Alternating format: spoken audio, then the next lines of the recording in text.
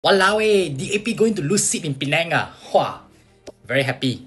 Wow, look at this, 23 out of 40 seats for Pakatan Harapan. This is possible. Let me tell you why.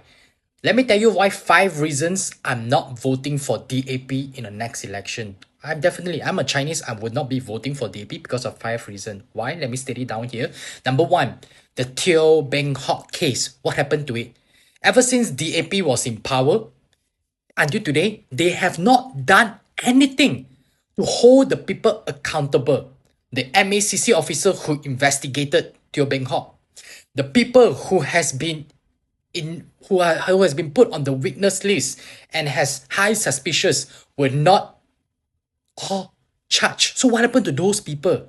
What happened to Teo Beng Hock? The family today is still demanding justice and brought this case to United Nations. And what DAP is doing? After all, what DAP can do? They offered apology. They offered compensation. But that's not what the family wants. The family wants the people responsible for his death to be brought to justice. But until today, none. Even DAP is in power. This shows that DAP is lying. One. Second, DAP is already in power for the second time. First time 2018, back then when they were elected into the government, they failed to recognize UEC. Then that time they said not enough time.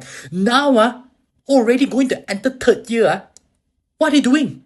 They do have so much power. They're in the unity government, but still cannot even give recognition for UEC. Die already. Second, die already.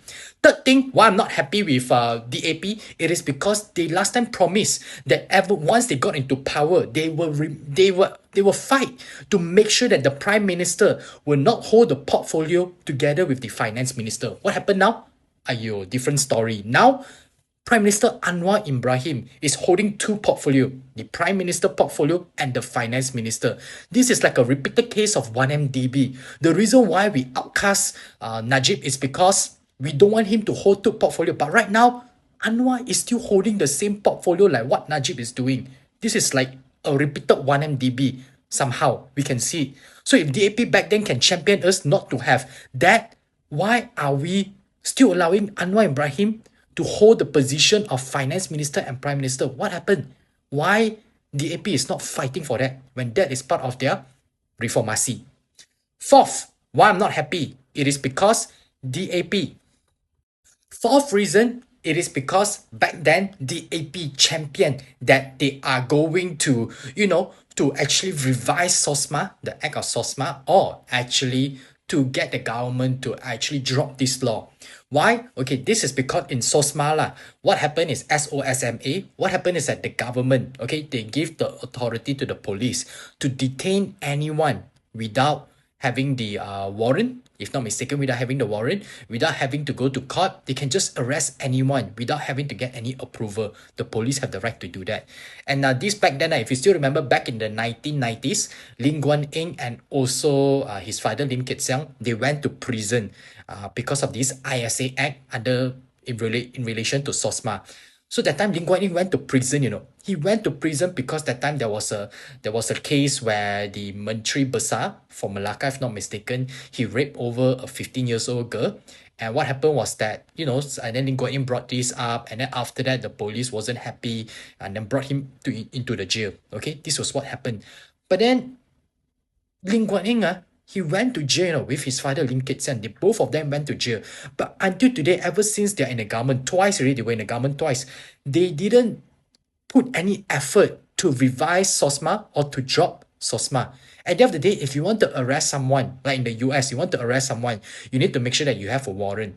If you want to arrest someone, make sure that you have a court order. But the police have the right to actually arrest any individuals without the need of to get approval from the court or the arrest warrant. So yeah, why is the DAP not voicing out or not actually pushing for SOSMA? Why? Why so long? If they, at the end, yes, they did push and push and push, but what happens at the end of the day? It just dropped to go very silent. The fifth reason why DAP will lose, it is because Penang has seen an increase of a lot of prices. Tax also increased. Parking fees also increased from, I still remember that time, 40 cent now 80 cent or 90 cent already. Plastic bag last time used 20 cent, now 1 ringgit. Okay, plus I understand lah. Then after that, there's also an increase in water bill tax. How many times already? 3 times in Chow Konya terms lah. 3 times the water bill has gone up. And many other, and then there's a rent hike as well, quick rent as well, now increasing. So many things has been increasing in Penang. But we are paying so much, but what is the government giving us in return in Penang? Are they giving us anything beneficial? What? I can't see it. What is the government doing? What can they reward to the rakyat for paying so much? What? I still can't see it. If you talk about LRT is federal funded. So where did all our money go? Where all the quick rent that we pay, the water bill that we pay, where did the money go? Where? So that's the question that you need to ask.